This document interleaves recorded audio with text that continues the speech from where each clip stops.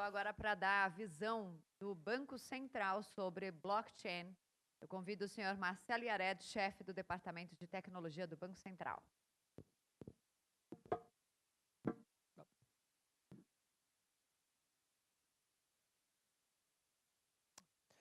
Bom dia a todos. Agradeço aqui o convite da RTM. Estivemos aqui ano passado falando alguma coisa sobre DLT, né, sobre blockchain, essas coisas. É interessante ver e mostrar o que, do nosso ponto de vista, avançou e quais as nossas motivações.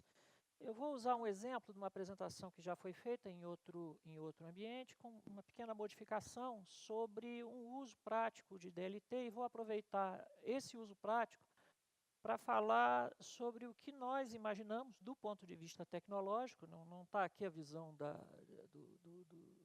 do regulador, apenas do ponto de vista tecnológico, sobre essas plataformas. É importante também lembrar o seguinte: de uma maneira geral, toda nova tecnologia como essa, que desponta como nova a partir de uma solução interessante dada para a questão da confiabilidade no ambiente distribuído, ela tem um processo em que ele começa com todo mundo achando que pode resolver todos os problemas do mundo com ela, né? Desde fazer café até curar o câncer. E depois, com o tempo, acaba se verificando que ela tem aplicabilidade, né, como toda evolução tecnológica, para certos campos, para outros nem tanto, para outros ela não representa um ganho e a vida segue assim, exceto quando se trata de uma grande revolução tecnológica, né? Nós vamos ver como ela vai seguir, mas de qualquer maneira, essa pequena apresentação, ela vai mostrar um caso em que realmente eu tenho um problema para essa solução, e ela realmente é uma solução interessante, né? Então, vamos começar aqui. Deixa eu ver aqui. Eu acho que é esse aqui. É esse aqui, né? Então, pois bem, conforme foi evoluindo essa questão do DLT, o Bitcoin foi de alguma maneira, se tornando popular, foram se colocando possíveis soluções e coisas interessantes sobre essa tecnologia, nós resolvemos estudá-la lá no Banco Central. Então, a primeira coisa que nós fizemos foi, nós já tínhamos um laboratório de inovação, onde nós ficamos prospectando e avaliando essas coisas, nós resolvemos colocar o DLT como um elemento de análise para esse laboratório de inovação, né? Então, foi passado para os nossos universitários lá, né, foram passadas as seguintes questões, né? Estudar essa tecnologia, avaliar as plataformas que estão disponíveis, definir casos de uso para esse tipo de tecnologia. Como eu falei, de alguma maneira nós temos algum problema que essa solução endereça. Se temos, qual seria esse problema ou quais seriam esses problemas, né? Então, customizamos em cima de uma plataforma escolhida, que não necessariamente é a plataforma que o Banco Central vai usar nos seus processos produtivos, simplesmente foi uma que seria simples e cômodo para nós estudarmos e tivesse as características que nos interessavam, né? E implementar uma prova de conceito e documentá-la, que realmente é um ponto importante para nós. Então, foi dado um prazo de 60 dias para o pessoal, e o pessoal avaliou, na época, essas plataformas, né? Suas fragilidades, seus potenciais, suas limitações, etc. Então, essas foram avaliadas na época, e esses foram os cases prospectados. Transferências e pagamentos cross-border, de alguma maneira, colocar aqui nos dois sistemas que nós temos hoje já funcionais, com tecnologia convencional. As questões de Know Your Customer, né, que eu trato mais como, de alguma maneira, gestão de identidade, depois eu vou falar mais sobre isso. E moeda digital. Bom, esses foram cases prospectados, né?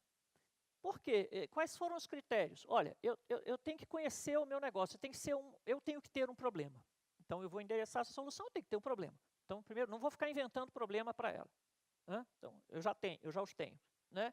Eu tenho questões que não são atendidas de forma satisfatória ou de forma interessante pelas tecnologias atuais. Então, é outro ponto que você foca também. E a resiliência tendo um peso maior que a performance. E esse é um ponto interessante para esse tipo de tecnologia. Por quê? A grande vantagem, a nosso ver, de um ledger distribuído é exatamente essa. Eu não tenho um ponto único de falha, eu tenho a capacidade de ter a informação distribuída de uma maneira que eu não sofra com problemas de perda, né? Então, isso é uma coisa bastante interessante. E a performance, nesse caso, não deveria ser algo, não deveria ser um problema. Eu não focaria em questões de performance, porque eu acho que isso ainda tem um processo evolutivo muito grande para seguir. Bom, então, nós escolhemos algo que dava, de alguma maneira, uma perspectiva para o banco em cima de um problema que nós temos ainda a propósito, né? E que seria interessante implementar, que seria um sistema de contingência para o nosso sistema de transferência de reserva. Essa plateia aqui, eu creio que é formada, na maior parte, de pessoas que trabalham no mercado financeiro, certo? Então, todo mundo sabe o que é o STR de alguma maneira, né? Pois é, o STR ele é muito confiável, ele tem uma performance muito boa, ele tem um nível de disponibilidade muito grande, resiliência alta, mas ainda assim existem alguns papers, algumas sugestões, algumas normas, e o pessoal que mexe com isso de vez em quando cobra a gente. E nós temos lá toda aquela estrutura convencional para tratar sistemas críticos e que necessitam de performance. Nós temos 2 sites, né, um site alternativo, as máquinas todas duplicadas, replicação em tempo real, tudo aquilo que a moderna tecnologia oferece para a gente. Entretanto, até por uma questão do pessoal acreditar bastante na lei de Murphy, né, então sempre vai aparecer um cara para dizer assim, tá bom, mas se você perdeu o seu site principal, o seu site alternativo, o Joaquim não acordou no dia lá na CIP, a CIP também não consegue processar nada, uma desgraça e uma calamidade total, o que você faz? Bom, então busca-se um terceiro processo de contingência. Esse terceiro processo de contingência, ele está admitido que é o seguinte, não será um processo normal, ou seja, eu não vou querer processar as 300, 400 mil mensagens que eu faço durante o dia em milissegundos para transferir para os bancos. Será um ambiente em que houve um grande problema e que eu vou focar em dar curso apenas àquelas transações mínimas necessárias. Então, não serão 300 mil, serão, por exemplo, 2 mil, 3 mil. Então, a questão da performance torna-se não significativa nesse caso, ou seja, eu consigo trabalhar pequenos volumes, então, com uma velocidade interessante, então, eu resolvi. Então, uma plataforma distribuída como o DLT seria bastante interessante para resolver esse tipo de problema. Então, como eu falei, hoje o STR funciona dessa maneira, eu tenho lá 2 sítios com replicação em tempo real, as instituições financeiras me mandam lá as ordens, eu transfiro as reservas, informo para outra que transferi a reserva e vida que segue. Então, tá, isso é uma situação normal. Uma situação anormal dentro da normalidade, vamos dizer assim, eu perdi um sítio, não tem problema, eu tenho outro, vida que segue. Então, inclusive nós fazemos isso constantemente, invertemos esses sítios. Houve alguns casos, poucos desde 2001, né? 2001, 2002, então são 15 anos, né? Em 15 anos teve poucos eventos em que eu tive que acionar o site de contingência e ficar só com ele, mas aconteceu, mas de qualquer maneira tudo funcionou e continua funcionando, né? Então essa é a hipótese do sujeito deprimido, né? Do sujeito bem... mas e se falhar tudo? Pô, tá bom, se falhar tudo, caiu lá um meteorito em Brasília. Eu acho que os problemas do país vão ser outros se cair um meteorito em Brasília, mas tem gente que acha que vai ser uma solução, né? Eu não sei, eu vou estar lá, então não sei se vai ser uma solução para mim. Se cair, que caia pelo menos quando eu esteja aqui falando com vocês, né? Muito bem. Então, tem lá o cara do Murphy's Law, está ele ali, e caiu tudo, né? Então, muito bem. Nesse caso, o que a gente imagina? Aquelas transações aquelas 1000 que são importantes para os grandes bancos operarem, para as reservas funcionarem, para o Tesouro fazer seus pagamentos e etc., eu estaria registrando isso num ledger. Mas qual ledger? No ledger, por exemplo, em que eu pegasse 4 das minhas representações regionais e replicasse essas informações de forma distribuída, ok? De forma assíncrona, conforme elas vão chegando. Como o volume é pequeno, eu posso até trabalhar de forma síncrona, admitir uma pequena, ou posso também trabalhar de uma forma síncrona, assíncrona, posso fazer uma mecânica. A mecânica tecnológica a gente resolve. Então, está lá, a informação está lá. Ótimo. Então, neste caso, por algum motivo, eu preciso, através do meu comitê de crise, etc., preciso definir que esse ambiente tem que estar funcionando. Então, vamos lá, perdi o meu primeiro site, disse para o comitê de crise, perdi meu primeiro site. Eles, tá bom, usa o segundo. Ops, perdi meu segundo site. Bom, aí a gente tem que colocar para funcionar o Salt. Então, o Salt vai pegar aquelas poucas transações e vai continuar conversando de alguma maneira com as instituições financeiras para fazer isso. Mas também perdi aqui o meu Salt do Distrito Federal. Como eu perdi 2 sites, perdi o Salt do Distrito Federal. Tudo bem, tenho 3, minha resiliência está atendida. E a partir daí, conforme haja essa definição, esses saltos, né, essas réplicas, vão estar conversando com as instituições financeiras e provendo aquelas transações mínimas para o ambiente de pagamentos continuar funcionando. Eu posso até perder um, né, eu sou muito azarado. Além de perder Brasília, caiu lá um meteorito, caiu também lá em Pernambuco. Tem pernambucano aqui? Alagou aqueles 2 rios lá que geram o Oceano Atlântico, eles subiram, acabou com o Recife. Está aí, pronto, já estou eu de novo. Perdi o Rio de Janeiro também. Aí, Rio de Janeiro é outros problemas se perder o Rio de Janeiro, né? Não é bem água, não, hoje em dia, principalmente. Bom, então tá bom, perdi lá, deram um tiro onde não devia, acertaram lá meu CPD. Perdi, tudo bem, continuo com esse processo de resiliência. Mas e aí? Por Murphy, na verdade eu tive um problema no Banco Central, por algum motivo o Banco Central deixou de operar. Como é que eu faço? Essa é uma questão que a nossa prova de conceito ainda não considerou, ela não endereçou, vamos dizer assim. Os nossos processos de sistema de contingência, eles preveem um LED redistribuído, mas com o Banco Central atuando. Teoricamente, se eu tiver a regra bem definida, eu consigo operar essas transações sem o Banco Central atuando. Eu poderia, na verdade, distribuir esse SALT nas instituições participantes. E o que ia aumentar o meu nível de resiliência em níveis bastante grandes. Mas essa é uma questão que nós estamos avaliando mesmo, porque essas regras, ou seja, o regulador, de alguma maneira, ele precisa estar consciente do que está acontecendo e ele precisa ter algum controle da situação. Né? Então, foi feito um protótipo. Esse protótipo tinha aqueles requisitos, né? Sigilo de saldo de transações, operação sob monitoramento do banco, garantia dos saldos positivos, que essa é uma regra do sistema de transferência de reserva, sincronização, e é importante a gente entender o seguinte, numa hipótese dessas em que eu vá atuar com o SALT e o SALT vá prover as transferências de reserva, obviamente, quando eu voltar com o meu sistema de transferência de reserva, eu tenho que ter uma sincronização em sentido contrário, os balances têm que estar adequados, né? Então, perfeito. E a possibilidade de operação independente do Banco Central. Então, fizemos numa nuvem, um protótipo funcional, conseguimos colocar o sigilo de saldos, conseguimos fazer as IFs virtuais operarem independentemente da nossa infraestrutura, monitoramos as transações, tudo funcionou direitinho. E conseguimos fazer a garantia de saldos positivos, inclusive com bloqueio de transações quando não houver saldo numa conta reserva.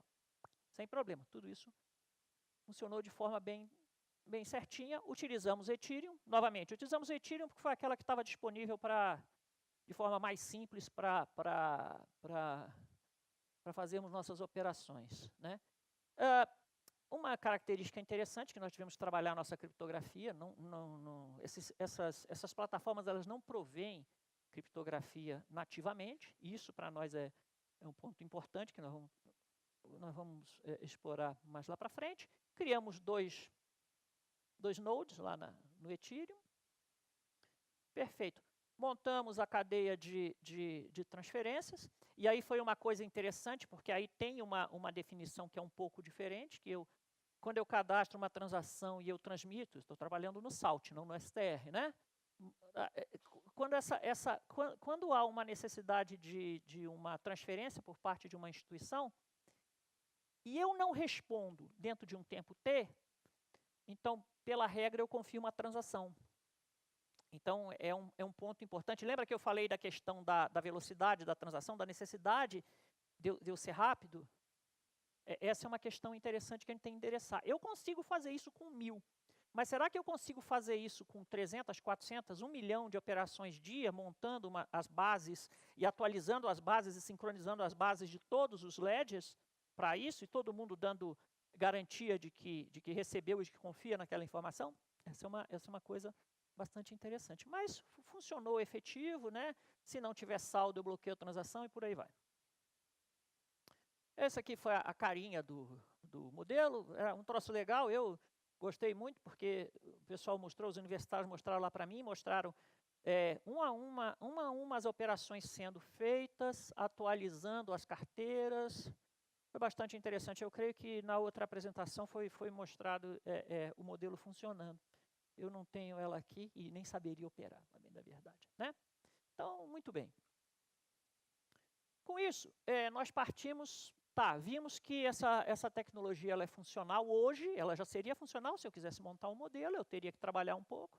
Então, partimos para uma segunda etapa, onde nós ampliamos esses estudos, avaliamos as outras plataformas, porque o Ethereum, sem nenhum demérito ou mérito àquela plataforma, ele tinha uma questão de privacidade que tinha que ser endereçada e não era nativo. Então, aí a gente começou a olhar, será que existem outras plataformas que têm essa questão da privacidade endereçada?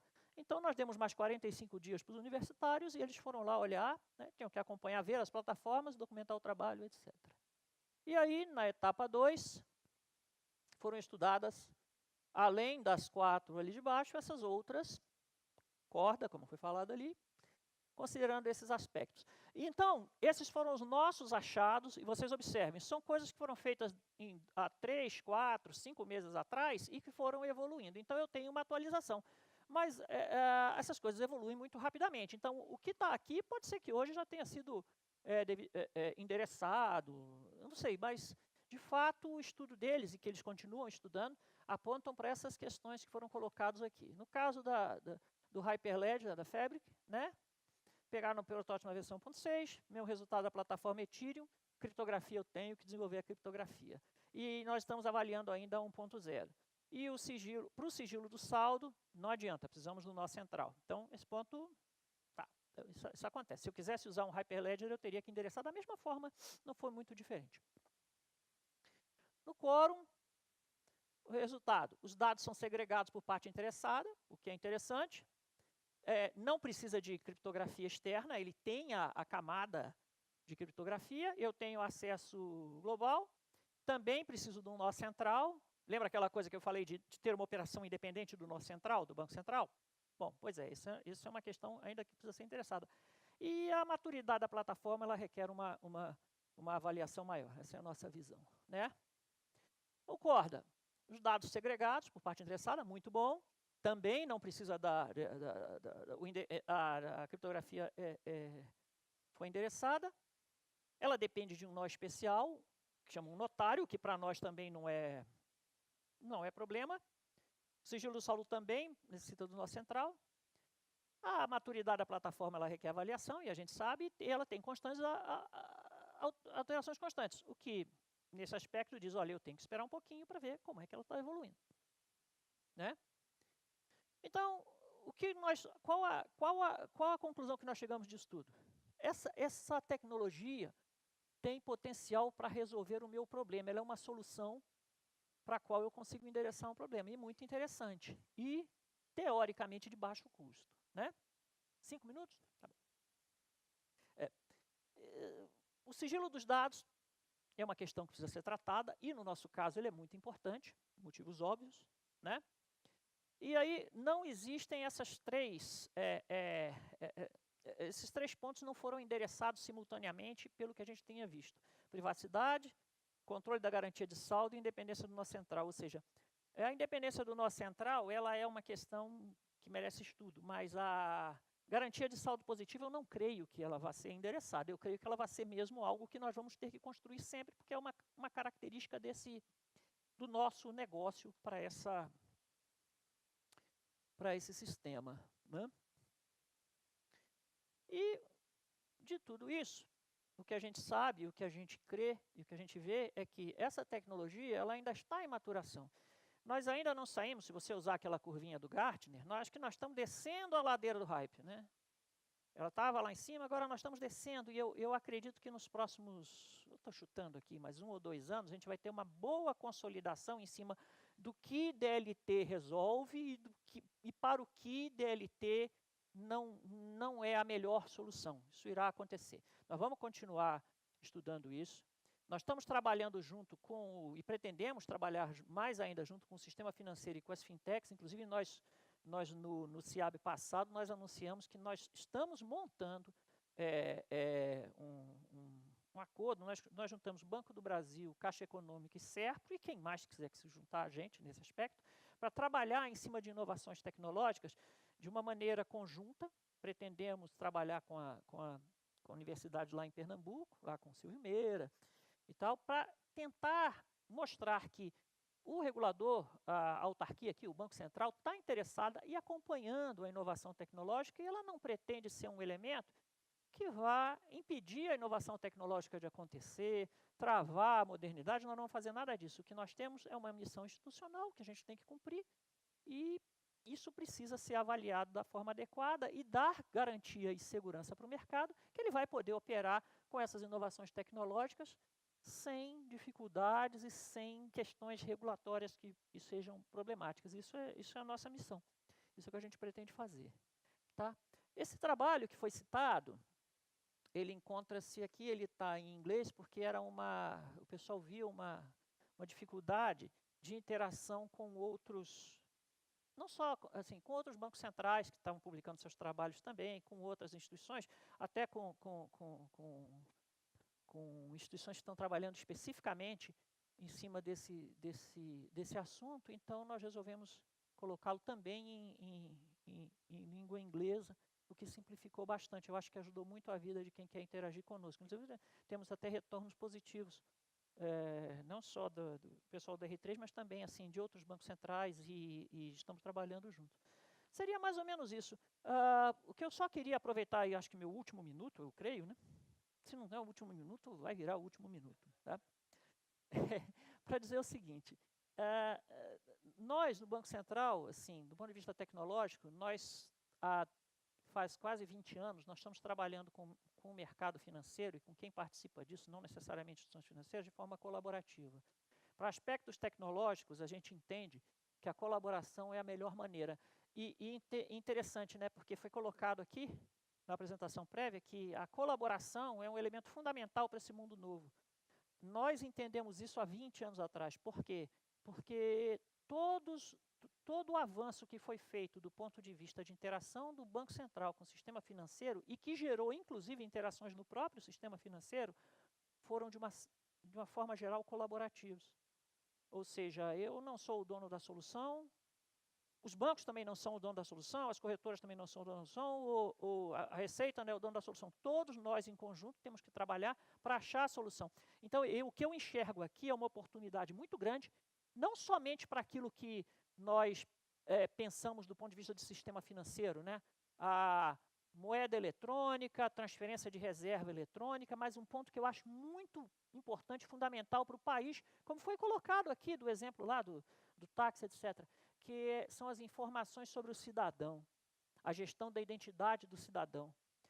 Hoje, se eu quiser, e isso é um exemplo que qualquer um pode ir aqui num cartório e descobrir, se a sua certidão de nascimento é de Roraima, e você mora no Rio de Janeiro ou aqui em São Paulo, e houve uma alteração qualquer na sua vida, sei lá, você se casou, sei lá, qualquer uma, não vou entrar aqui, para você conseguir alterar essa coisa lá em Roraima, você tem uns 3 ou 4 intermediários no mínimo. Simplesmente porque o registro que é feito lá em Roraima, o cara de Roraima não acredita no cara daqui, não. E nem em você. Ele tem toda uma estrutura cartorária, que essa estrutura cartorária é que uma vai acreditar na outra. Um juiz de São Paulo não pode alterar alguma coisa numa certidão e mandar diretamente para o cartório de Roraima. Ele tem que arrumar um cartório aqui, que o cartório daqui vai mandar para lá, o cartório aqui vai dizer que confia no juiz daqui, porque o cartório de lá não confia no juiz daqui. Então, de uma maneira... Isso é só um exemplo do perdão da má palavra, mas da barafunda, do ponto de vista burocrático, que o país está envolvido, para gerir as informações do cidadão. E eu acho que isso é uma grande oportunidade que pode ajudar muito o sistema financeiro e ajudar o cidadão de uma maneira geral. Toda vez que eu vou num banco, eu tenho que levantar novamente e levar lá, sei lá, minha identidade, o meu comprovante de residência, o isso, o aquilo, não importa quantos bancos sejam. Não é isso? Por quê? Então, eu acho que essa é uma coisa que nós temos que pensar e que eu acho que tem muito futuro, independente das outras coisas que seguirão. Moeda, digital currency, transferências de reserva, sistemas de... Isso está posto, isso é o nosso negócio, nós conhecemos. Mas o que suporta, o que sustenta esse sistema, que é a identidade de quem opera conosco, né, do usuário do nosso sistema, isso eu acho que dá margem para muita coisa boa para ser feita.